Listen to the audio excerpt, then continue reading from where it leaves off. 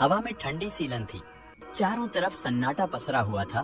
मेरे हाथों में टॉर्च की रोशनी कब्रिस्तान के ऊबड़ खाबड़ रास्तों पर नाच रही थी। उजाले में भी ये जगह खौफनाक लगती थी। सोचिए रात में कैसी होगी। चारों तरफ ऊंची ऊंची कब्रें खड़ी थीं। कुछ कब्रों पर फूल मुरझाए पड़े थे, मानो बता रहे हों कि उन्हें कोई याद करने वाला भी नहीं बचा। हर रात को अकेले कब्रिस्तान में रहने का ख्याल रोंगटे खड़े कर देता था। कब्रिस्तान के बीचों बीच एक छोटी सी झोपड़ी थी। कुछ देर टॉर्च की रोशनी झोपड़ी के कोनों में घुमाने के बाद मैंने अंदर कदम रखा। हर कुत्ते के भौंकने की आवाज मुझे चौंका देती। एक बार तो लगा किसी ने झोपड़ी का दरवाजा खटखटाया। उछलकर मैं उठा और टॉर्च जलाई। तो दोस्तों, वीडियो शुरू करने से पहले मैं आपको धन्यवाद बोलना चाहता हूं कि आपने मेरे चैनल पर 20 सब्सक्राइब पूरे करवा दिए। और दोस्तों, आप में से बहुत से लोग स्टोरी तो सुनते हो मगर चैनल सब्सक्राइब नहीं करते, तो कृपया करके चैनल सब्सक्राइब करें। इससे हमें मोटिवेशन मिलती है वीडियो बनाने में। और हम 50 सब्सक्राइब के बहुत करीब है, तो चलो इसे पूरा करते हैं। और आपको स्टोरी अच्छी लगी तो वीडियो को लाइक करें और कमेंट जरूर करें और बताएं कि आपको कौन सा पार्ट अच्छा लगा है। अगर वीडियो में कुछ कमी लगे तो आप हमें कमेंट करके बता सकते हैं, ताकि आगे की वीडियो में हम वो गलती सुधार सकें। और वीडियो को शेयर करें अपने दोस्तों के साथ जिन्हें स्टोरी सुनना पसंद है। अगर आपके पास भी कोई स्टोरी है तो आप हमें इंस्टाग्राम पर शेयर कर सकते हैं अपने नाम के साथ। तो ज़्यादा समय बर्बाद करे बिना वीडियो स्टार्ट करते हैं। सीलन थी, हड्डियों को कंपा देने वाली। चारों तरफ सन्नाटा पसरा हुआ था, सिवाय दूर दूर से आने वाले कुत्तों के भौंकने के। मेरे हाथों में टॉर्च की रोशनी कब्रिस्तान के ऊबड़ खाबड़ रास्तों पर नाच रही थी। ये मेरी पहली रात थी चंद्रपुर के इस पुराने कब्रिस्तान में, एक रात के पहरेदार के रूप में। उजाले में भी ये जगह खौफनाक लगती थी। सोचिए रात में कैसी होगी। ये कब्रिस्तान शहर से थोड़ा दूर था, जंगल के किनारे बसा हुआ। चारों तरफ ऊंची ऊंची कब्रें खड़ी थीं, कई टूटी फूटी, कई नई। कुछ कब्रों पर फूल मुरझाए पड़े थे, मानो बता रहे हों कि उन्हें कोई याद करने वाला भी नहीं बचा। मुझे ये नौकरी मजबूरी में ही लेनी पड़ी थी। नौकरी मिलना मुश्किल था और ये एकमात्र विकल्प था जो मेरे हाथ आया था। 10वीं फेल होने के बाद से लगातार तंगी थी। पिताजी का बीमारी से देहांत हो चुका था। अब परिवार की जिम्मेदारी मेरे कमजोर कंधों पर आ टिकी थी। माँ बीमार रहती थी और मेरी छोटी बहन रीना पढ़ रही थी। हर रात को अकेले कब्रिस्तान में रहने का ख्याल रोंगटे खड़े कर देता था, पर माँ और रीना के चेहरे सामने आते ही हिम्मत जुटा लेता। कब्रिस्तान के बीचों बीच एक छोटी सी झोपड़ी थी, इसी में रात बितानी थी। अंदर जाने से पहले मैंने टॉर्च की रोशनी से चारों तरफ देखा। झोपड़ी जर्जर हालत में थी, टीन की छत जंग लगी थी। अंदर एक पलंग, एक खटिया और एक टूटी हुई मेज रखी थी। एक कोने में मिट्टी का तेल का दिया टिमटिमा रहा था। कुछ देर टॉर्च की रोशनी झोपड़ी के कोनों में घुमाने के बाद मैंने अंदर कदम रखा। गमगीन सी खुशबू हवा में तैर रही थी, मानो यहाँ की मिट्टी में ही दुखों का सन्नाटा रचा हो। रात काटना मुश्किल था। थोड़ी देर सोने की कोशिश की, पर नींद नहीं आई। हर सरसराहट, हर कुत्ते के भौंकने की आवाज मुझे चौंका देती। एक बार तो लगा किसी ने झोपड़ी का दरवाजा खटखटाया। उछलकर मैं उठा और टॉर्च जलाई। दरवाजा जस का तस बंद था, शायद हवा का झोंका लगा होगा। रात कटने का नाम नहीं ले रही थी। तभी मुझे याद आया कि दुकानदार ने बताया था कि ये कब्रिस्तान बहुत पुराना है और यहाँ कई आत्माएं भटकती हैं। एक अजीब सी सिहरन मेरी रीढ़ की हड्डी पर चली। तभी दूर से कोई गाने की आवाज सुनाई दी। बिलखती हुई सी आवाज थी, जैसे कोई बहुत दुखी हो। मेरा दिल जोर जोर से धड़कने लगा। आवाज दूर से आ रही थी, पर अजीब सी गूंज थी, मानो कब्रों के बीच से गुजर रही हो। मैं झोपड़ी के अंदर ही बैठा रहा, टॉर्च को सख्ती से पकड़े हुए। आवाज धीरे धीरे पास आती जा रही थी और अब साफ साफ सुनाई दे रही थी। ऐ चांद, तू देखता है मेरा हाल, बेवफा ने छोड़ा है, मुझ पर डाला है जाल। गाना रुक गया। झोपड़ी के बाहर से हल्की सी खटखटाहट सुनाई दी। मैं सांस रोके हुए टॉर्च की रोशनी दरवाजे की तरफ ले गया। दरवाजे पर कोई नहीं था, सिर्फ सन्नाटा। मेरी सांसें थम सी गईं। क्या ये कोई भूत था? तभी वो आवाज फिर गूंजी, अब और भी पास से, मानो कहीं झोपड़ी के अंदर ही हो। कौन है तू मेरी झोपड़ी में? आवाज भयानक थी, मानो किसी की चीख। मैं घबराकर इधर उधर देखने लगा। टॉर्च की रोशनी कमरे के हर कोने को टटोल रही थी, पर कुछ नहीं दिख रहा था। सिर्फ वही आवाज गूंज रही थी। डर के मारे मैं पलंग पर बैठ गया, घुटने अपने सीने से लगाकर खुद को समेट लिया। आवाज धीरे धीरे फीकी पड़ने लगी और आखिरकार बंद हो गई। थोड़ी देर तक मैं वैसे ही बैठा रहा, सांस लेने की भी हिम्मत नहीं हो रही थी। फिर धीरे धीरे हिम्मत जुटाकर उठा और टॉर्च की रोशनी में झोंपड़ी का फिर से निरीक्षण किया। कहीं कोई छेद या दरार नहीं थी जिससे कोई आवाज आ सकती हो। कुछ देर बाद थोड़ी राहत महसूस हुई। शायद ये मेरा वहम था, नींद की कमी का असर। थकान से मेरी आंखें लड़ने लगी। सोचने लगा शायद सुबह होने तक कुछ नहीं होगा। लेटने के लिए पलंग पर लेट गया, पर नींद कोसों दूर थी। हर आहट पर मेरा दिल जोरों से धड़कने लगता। रात यूं ही कटती रही, कभी आंख लगती तो कभी खुल जाती। अचानक सुबह करीब 3 बजे जोर का धमाका हुआ, मानो कोई चीख चीख कर भाग रहा हो। मैं चौंक कर उठा और टॉर्च जलाई। बाहर निकलने की हिम्मत नहीं हो रही थी। थोड़ी देर बाद आवाज बंद हो गई, फिर सन्नाटा छा गया। सूरज निकलने में अभी काफी देर थी, पर डर के कारण रात कट चुकी सी लग रही थी।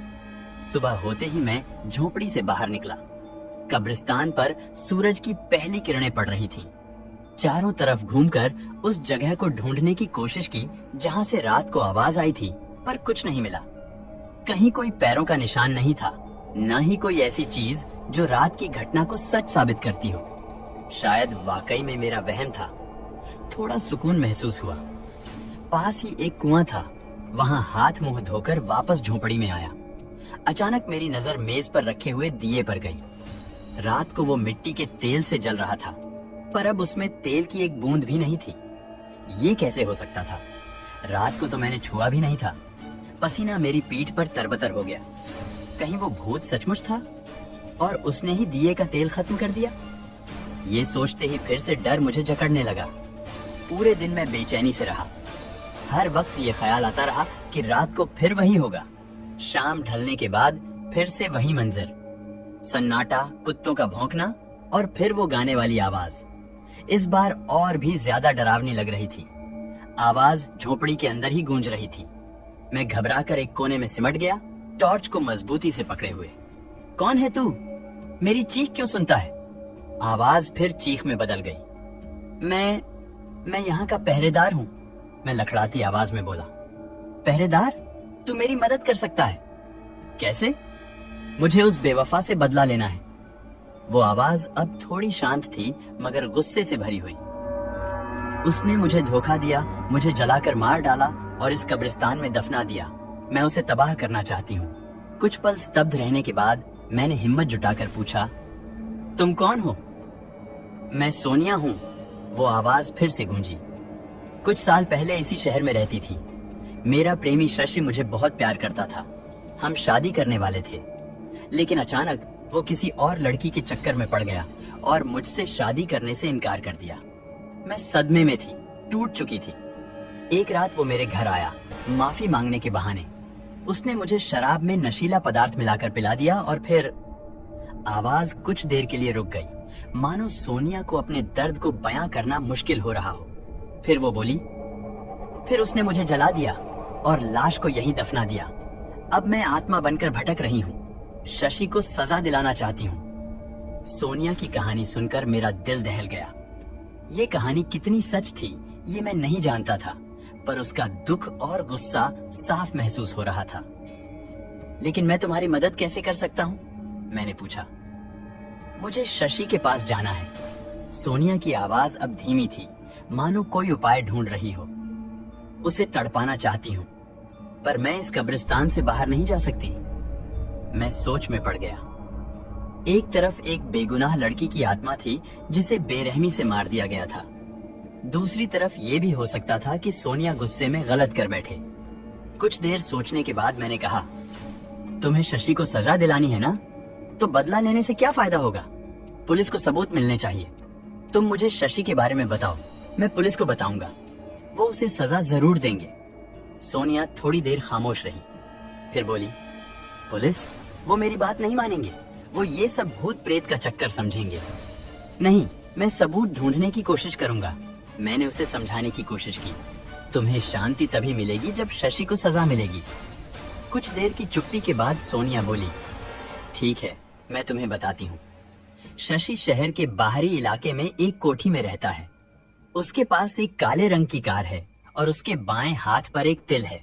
और हाँ, उसके पास मेरे लिखे हुए खत भी हैं। वो उन्हें छिपाकर रखता होगा। मैंने सारी जानकारी को ध्यान से दिमाग में बिठा लिया। ठीक है, मैं कल ही पुलिस से बात करूंगा, मैंने उससे वादा किया। सुबह होते ही मैं थाने पहुंचा। इंस्पेक्टर वर्मा को पूरी कहानी सुनाई। पहले तो वो मेरी बात नहीं मानने वाले थे, पर जब मैंने उन्हें सोनिया के बताए गए शशि के हुलिये बताए तो वो थोड़े गंभीर हुए। उन्होंने तुरंत एक टीम बनाकर शशि के बताए गए पते पर छापा मारा। घर की तलाशी ली गई, पर कुछ नहीं मिला। शशि को भी पूछताछ के लिए हिरासत में लिया गया। मैं काफी निराश था। सोनिया को क्या बताऊंगा? शाम को वापस कब्रिस्तान गया। थोड़ी देर में सोनिया की आवाज सुनाई दी। क्या हुआ? कुछ नहीं हुआ, मैंने निराश स्वर में जवाब दिया। पुलिस को कोई सबूत नहीं मिला। शशि ने सब कुछ इनकार कर दिया। आवाज में गुस्सा था। मैंने तुम्हें कहा था वो झूठ बोलेगा, पुलिस मेरी बात नहीं मानेंगे। नहीं सोनिया, मैंने उसे समझाने की कोशिश की। पुलिस अभी जांच कर रही है, शायद कुछ और सबूत मिल जाए। तुम हिम्मत मत खोना। हिम्मत? मेरे पास हिम्मत कहाँ बची है? सालों से मैं बदले की आग में जल रही हूँ। और अब भी? सोनिया की आवाज टूट गई। कुछ देर की खामोशी के बाद मैंने कहा, सोनिया, शायद बदला लेने से तुम्हें शांति नहीं मिलेगी। तुम अपने गुस्से को छोड़कर माफी मांग सकती हो, शायद तुम्हें मोक्ष मिल जाए। सोनिया कुछ देर खामोश रही, फिर धीमी आवाज में बोली, मोक्ष? क्या मुझे वाकई मोक्ष मिल सकता है? हाँ, जरूर, मैंने जवाब दिया। तुम मंदिर जाओ, भगवान से प्रार्थना करो, शायद तुम्हारी आत्मा को शांति मिल जाए। फिर मैं मंदिर कैसे जाऊं? सोनिया की आवाज में असमंजस था। मैं तुम्हें मंदिर ले जाऊंगा, मैंने बिना सोचे ही कह दिया। लेकिन सोनिया कुछ कहने वाली थी, पर मैंने उसे रोक दिया। चिंता मत करो, उपाय ढूंढ लूंगा। अगले कुछ दिन काफी मुश्किल भरे रहे। रोज सोनिया की कहानी मेरे दिमाग में घूमती रहती। मैं लगातार ये सोचता रहा कि उसे मंदिर कैसे ले जाऊं। एक दिन पुराने कपड़ों की दुकान पर एक पुराना साधु का वेश मिला। सोच लिया कि शायद ये काम आ सकता है। मैंने वो वेश खरीद लिया और रात को कब्रिस्तान में सोनिया के पास गया। सोनिया, मैंने साधु की बनावटी आवाज में कहा, मैं तुम्हारी मदद करने आया हूँ। कुछ देर की खामोशी के बाद सोनिया की आवाज सुनाई दी। कौन हो तुम? मैं एक साधु हूँ, मैंने जवाब दिया। मुझे तुम्हारी पीड़ा का आभास हुआ है। मैं तुम्हें शांति का मार्ग दिखा सकता हूँ। शांति? सोनिया की आवाज में थोड़ा संदेह था। क्या वाकई मुझे शांति मिल सकती है? हाँ बेटी, मैंने जवाब दिया। भगवान के दर्शन से तुम्हें शांति मिलेगी। मैं तुम्हें मंदिर ले चल सकता हूँ, लेकिन मैं कैसे जा सकती हूँ? चिंता मत करो, मैंने उसे भरोसा दिलाया। मैं एक मंत्र का जाप करूंगा। उस मंत्र के प्रभाव से तुम कुछ देर के लिए इस कब्रिस्तान से बाहर निकल पाओगी। मैंने थोड़ा नाटक किया, कुछ संस्कृत के शब्दों का उच्चारण किया और हाथों को हवा में घुमाया। सोनिया कुछ देर चुप रही, फिर बोली, ठीक है, मैं तैयार हूं। मैं थोड़ा घबराया हुआ था। ये सारा नाटक काम करेगा या नहीं, मुझे नहीं पता था। फिर भी मैंने हिम्मत जुटाकर एक बार फिर से वही मंत्र पढ़ा। कुछ देर के लिए चारों तरफ अंधेरा छा गया। फिर रोशनी हुई तो मेरे सामने सफेद साड़ी पहने एक खूबसूरत महिला खड़ी थी। चलो, मैंने उसका हाथ पकड़ा और कब्रिस्तान से बाहर निकल गया। रात काफी हो चुकी थी, सड़कें सुनसान थी। मैंने पास ही के एक मंदिर तक उसे पहुंचाया। मंदिर के अंदर शांत वातावरण था। धूप दीप की खुशबू हवा में फैली हुई थी। सोनिया मंदिर के अंदर जाने में थोड़ा हिचकिचा रही थी। चलो, मैंने उसका हाथ खींचकर मंदिर के अंदर ले गया। भगवान की मूर्ति के सामने खड़े होकर मैंने उसे सिर झुकाने का इशारा किया। सोनिया ने धीरे से सिर झुकाया। उसकी आंखों से आंसू बह रहे थे। पहली बार उसे शांति महसूस हो रही थी। सालों बाद उसे लगा कि उसका गुस्सा कम हो रहा है। कुछ देर मंदिर में रहने के बाद हम वापस कब्रिस्तान चले गए। मंदिर से निकलते समय सोनिया हल्की लग रही थी, मानो उसका बोझ हल्का हो गया हो। कब्रिस्तान पहुंचकर मैंने फिर से वही नाटकीय मंत्र पढ़ा। कुछ देर बाद सोनिया वापस आत्मा के रूप में मेरे सामने खड़ी थी। धन्यवाद। सोनिया की आवाज अब शांत थी। तुमने मेरी मदद की। मुझे अब शांति महसूस हो रही है। मैं खुश हूं कि तुम्हें शांति मिली, मैंने जवाब दिया। शायद अब मैं आगे जा सकती हूँ। सोनिया की आवाज धीमी होती जा रही थी। शायद अब मुझे मोक्ष मिल जाएगा। कुछ देर की खामोशी के बाद सोनिया की आवाज पूरी तरह से बंद हो गई। मैं वहीं खड़ा रहा, थोड़ा उदास, थोड़ा राहत महसूस करते हुए। सोनिया की आत्मा को शांति मिल गई थी, ये जानकर मुझे खुशी हो रही थी। उसके बाद के कुछ दिन काफी शांत बीते।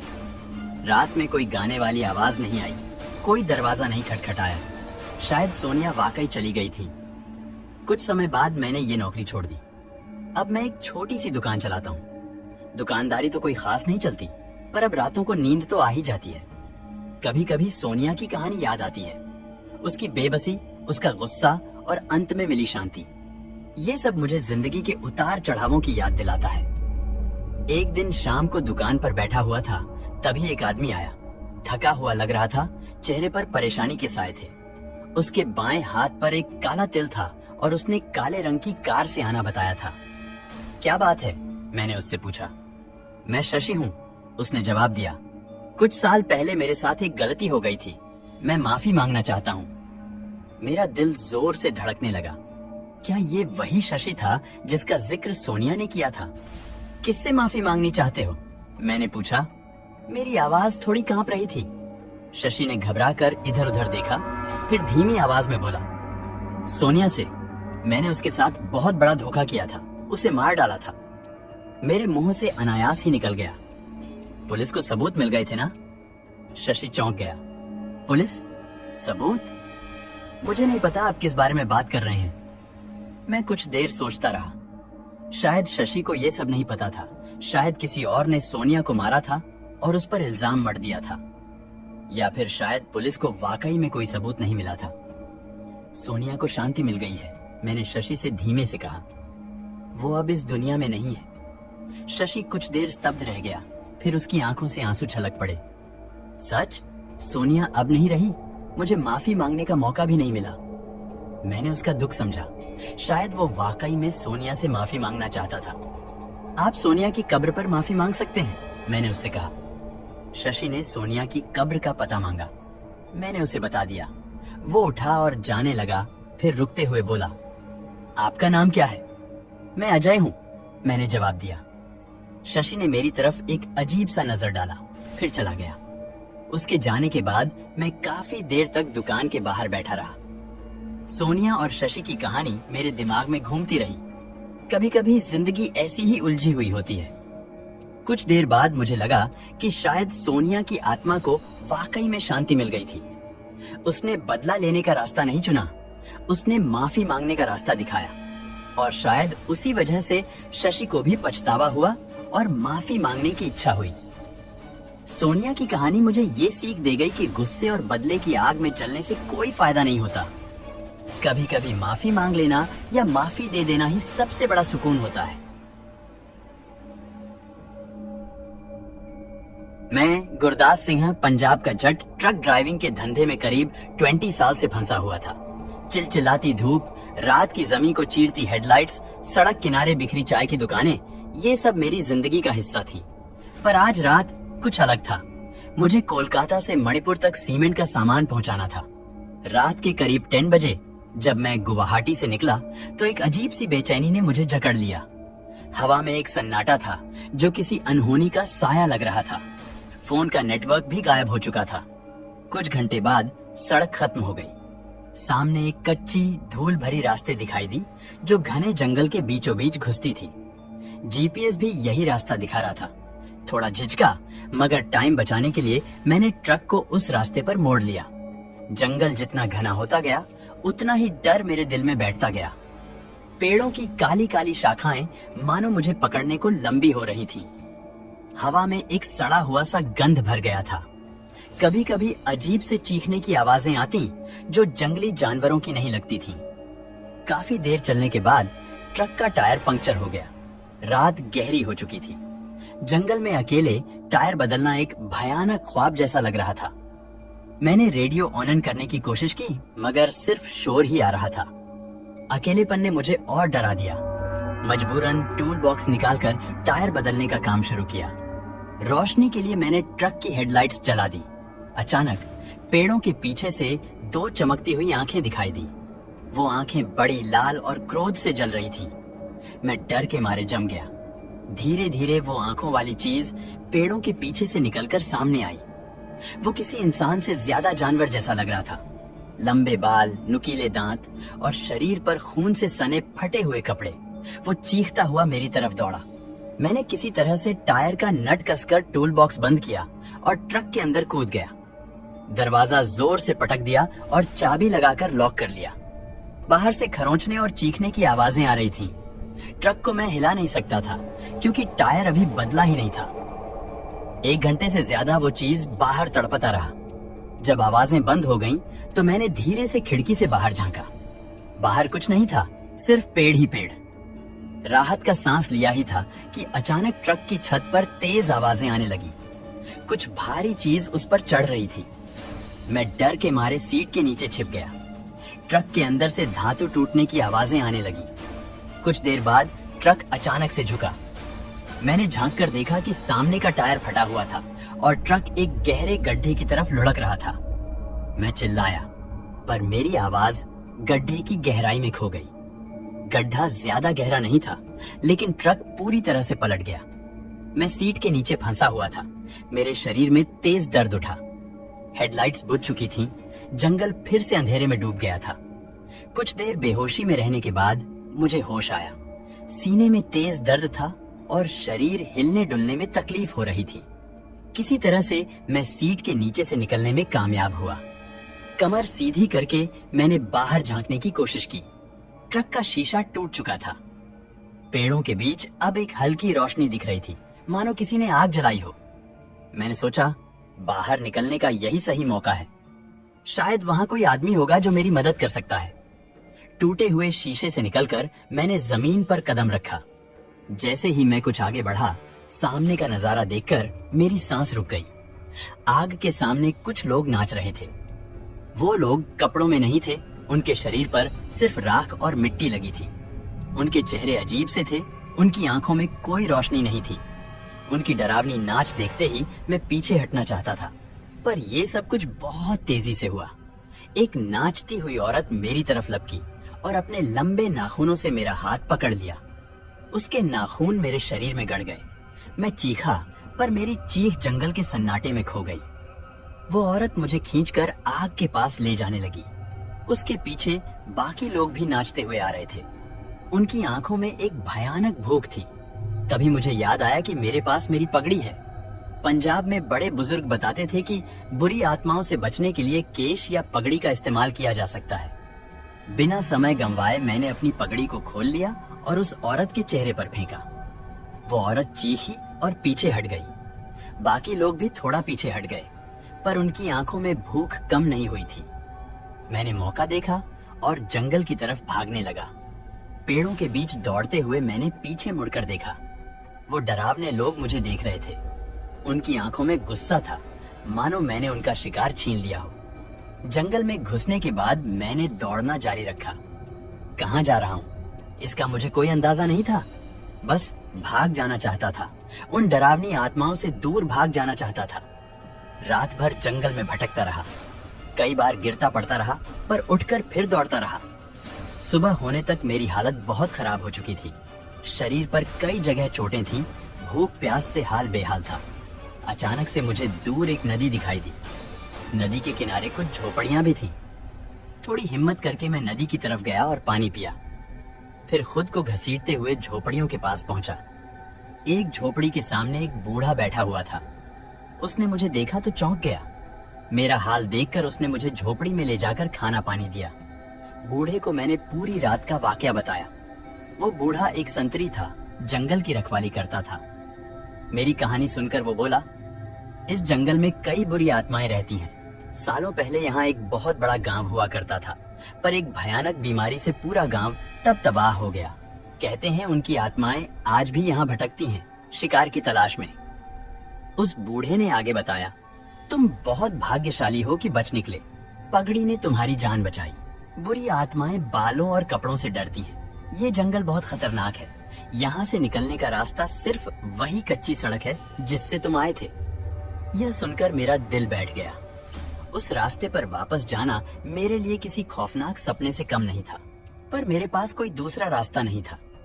मैंने बूढ़े का शुक्रिया अदा किया और किसी तरह से ट्रक तक वापस जाने के लिए निकल पड़ा। जैसे जैसे जंगल के अंदर बढ़ता गया, वैसा ही डर मेरे दिल में वापस लौटता गया। हर आहट में मुझे वो डरावने लोग नजर आते। किसी तरह से मैं वापस ट्रक के पास पहुंचा। ट्रक पूरी तरह से पलट चुका था। उसका अगला हिस्सा गड्ढे में फंसा हुआ था। टायर तो बदल चुका था, पर अब ट्रक को इस हालत में निकालना नामुमकिन था। मैं घबरा गया। न तो जंगल में रहना चाहता था, न ही ट्रक यहीं छोड़कर वापस जाना चाहता था।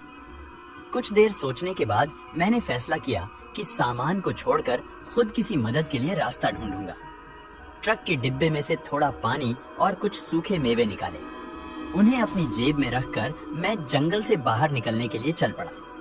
रास्ता याद रखना मुश्किल था। पेड़ सब एक जैसे लग रहे थे। सूरज की तरफ चलने का फैसला किया, शायद उसी तरफ कोई सड़क मिल जाए। कई घंटे तक चलने के बाद भी मुझे कोई रास्ता नहीं मिला।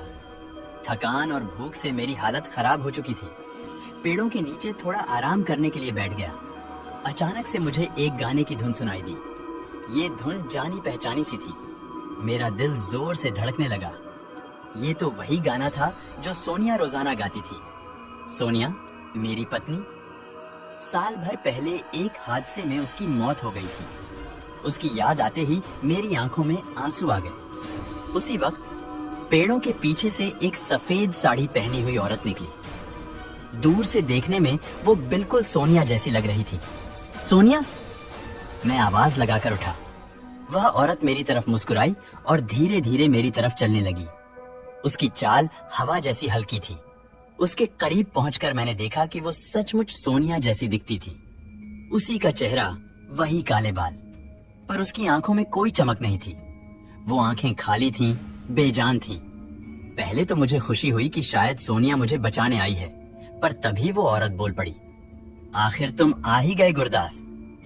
उसकी आवाज भी सोनिया जैसी ही थी, पर उसमें एक अजीब सी ठंडक थी। सोनिया, तुम यहाँ? तुम्हें कैसे? मैं सवाल पूछने ही जा रहा था कि वो औरत आगे बढ़कर मुझे गले लगाने लगी। उसका गले लगना बर्फ जैसा ठंडा था। मेरी सांसें थमने लगी। तभी मुझे याद आया कि सोनिया तो मर चुकी है, ये कोई और है। मैंने किसी तरह से उसे धक्का दिया और पीछे हट गया। मुझे भागना ही चाहिए था, लेकिन घबराहट और थकान ने मुझे जकड़ लिया था। जंगल की सन्नाटा और उस सफेद साड़ी वाली औरत की उपस्थिति ने मेरी सांसें उखाड़ कर रख दी थी। तुम कौन हो? मैंने कांपती आवाज में पूछा। वह औरत धीरे धीरे मेरी तरफ चली, मानो किसी मरे हुए सांप की तरह सरक रही हो। मैं वो हूँ जिसका इंतजार तुम कर रहे हो। उसकी आवाज सोनिया की तो थी, लेकिन उसमें एक गहरा दुख छिपा हुआ सा लगा। मैं तुम्हें नहीं समझा, मैंने घबरा कर कहा। मैं सोनिया को ढूंढ रहा हूँ। वह रुकी और मेरी आंखों में गौर से देखा। एक लंबी खामोशी के बाद बोली, सोनिया तो वही है जिसने तुम्हें यहाँ छोड़ा। उसके शब्दों ने मुझे झकझोर कर रख दिया। क्या मतलब? क्या तुम वाकई इतने बेखबर हो गुरदास? उसकी आवाज में गुस्सा था। याद करो, उस रात तुम गाड़ी चला रहे थे और सड़क के किनारे एक औरत खड़ी थी। तुम गाड़ी रोकने की बजाय उसे टक्कर मारकर भाग गए। मेरे दिमाग में बिजली सी कौंधी। हाँ, याद आया। 1 साल पहले देर रात को सड़क पर एक औरत खड़ी थी। मैंने सोचा था वो कोई भूत है और गाड़ी रोकने की बजाय तेज कर दी थी। सुबह अखबार में पढ़ा था कि एक औरत की सड़क दुर्घटना में मौत हो गई। वो सोनिया नहीं थी? मैंने एलईडी डैश खड़ाते हुए कहा। नहीं थी। औरत ने जोर से हंसा, एक ऐसा हंसा जो मेरी रूह को कंपा देने वाला था। वो मैं थी गुरदास, वो मैं थी जिसे तुमने मार डाला। मेरे पैरों तले से जमीन खिसक गई। मैं जमीन पर गिर गया। नहीं, सोनिया कहाँ है? उस औरत ने मेरी तरफ एक निर्दयी निगाह डाली। तुमने मेरी जिंदगी छीन ली गुरदास, अब मैं तुम्हारी जिंदगी लेने आई हूँ। वह औरत मेरे ऊपर झुक गई। उसकी ठंडी सांस मेरे चेहरे पर छू रही थी। मेरे मुंह से चीख निकलने ही वाली थी कि अचानक धर्र से आकाश में बिजली कौंधी और तेज बारिश शुरू हो गई। बारिश इतनी जोरों की हो रही थी कि वो औरत पीछे हट गई, पेड़ों के नीचे छुपने के लिए जाने लगी। मौका पाते ही मैं भी उठा और विपरीत दिशा में भागने लगा। बारिश इतनी तेज थी कि रास्ता दिखना मुश्किल हो रहा था। पेड़ों से टकराते हुए, गिरते पड़ते हुए मैं आगे बढ़ता रहा। कितनी देर दौड़ा मुझे नहीं पता, लेकिन जब बारिश थोड़ी कम हुई तो मैंने देखा कि पेड़ों के बीच से एक हल्की रोशनी आ रही है। उम्मीद की किरण जगी। रोशनी की तरफ दौड़ा और करीब पहुंचकर देखा कि वो वही कच्ची सड़क थी जिससे मैं आया था। सड़क के किनारे एक ढाबा दिखाई दे रहा था। बिना समय गंवाए मैं ढाबे की तरफ दौड़ा। अंदर जाकर मैंने ढाबे वाले को पूरी रात का वाकया बताया। वो ढाबे वाला पहले तो मेरी बात नहीं माना, पर जब मैंने उसे ट्रक के बारे में बताया तो उसे विश्वास हो गया। उसने मुझे फोन करके पुलिस को सूचना दी। कुछ देर बाद पुलिस की गाड़ी आ गई। पुलिस वालों को भी मेरी बात पर विश्वास नहीं हुआ, पर जब मैंने ट्रक के बारे में बताया तो वो भी जंगल की तरफ चल पड़े। मैं उनके साथ जंगल के रास्ते पर वापसी करते हुए हर पेड़, हर आहट मुझे डरा रहा था। पुलिस वालों ने मुझे आश्वासन दिया कि कुछ नहीं होगा, लेकिन उनकी आवाज में भी थोड़ा डर था। कुछ देर बाद हम उस जगह पहुंचे जहां ट्रक पलटा हुआ था। सामान तो जस का तस था, लेकिन मेरी पगड़ी गायब थी। पुलिस वालों ने आसपास जांच की, पर पगड़ी का कहीं पता नहीं चला।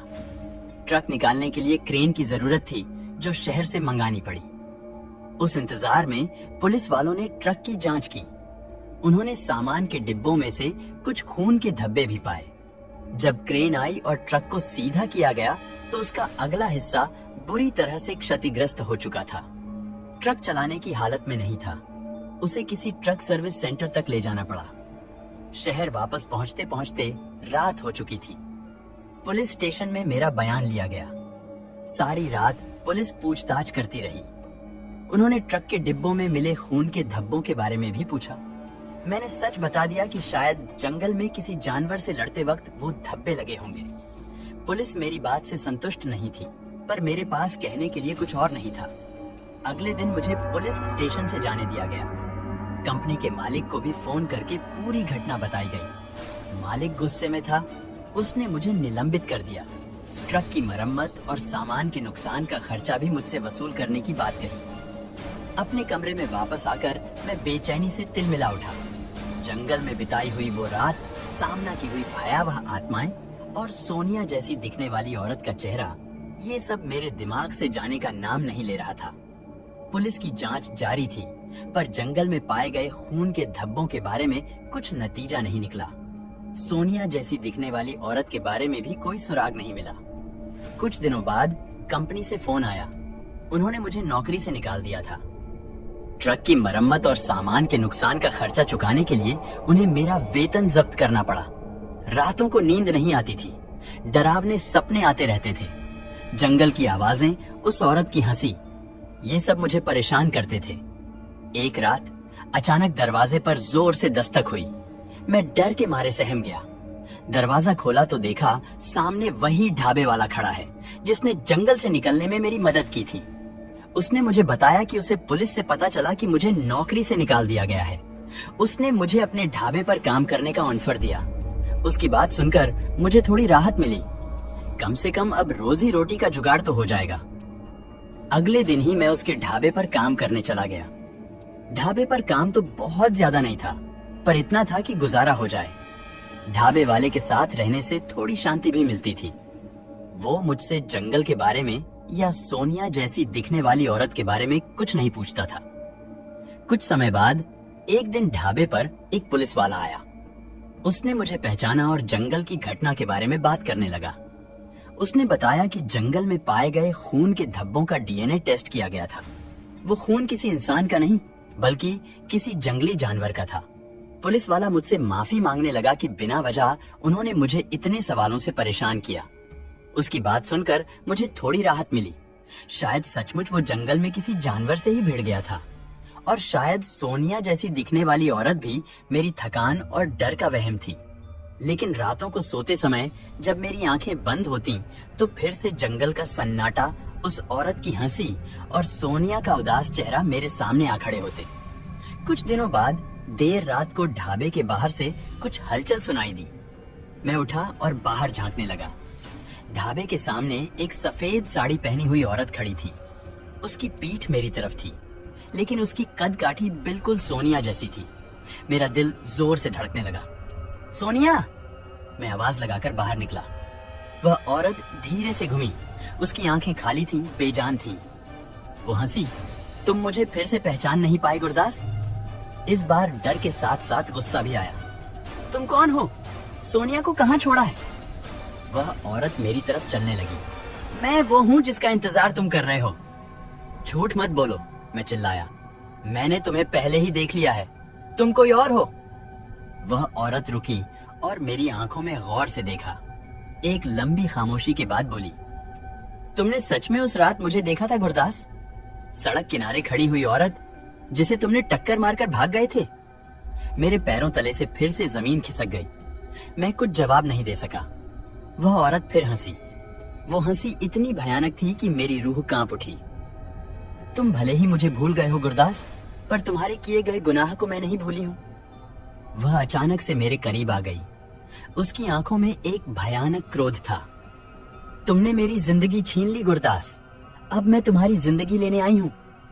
वह मुंह पर झपटने ही वाली थी कि अचानक से ढाबे का दरवाजा जोर से खुला और ढाबे वाला बाहर निकल आया।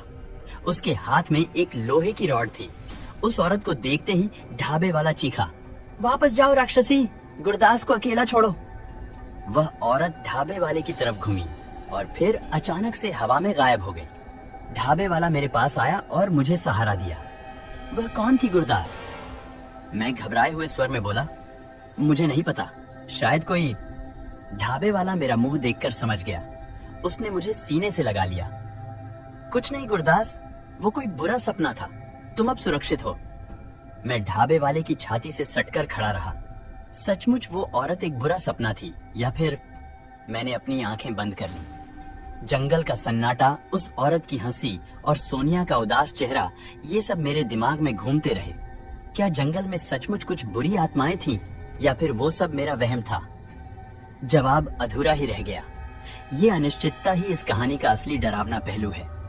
ढाबे वाले की बाहों में जकड़े होने के बावजूद जंगल में बिताई रात का सन्नाटा और उस औरत की भयावह हंसी मेरे कानों में गूंजती रही।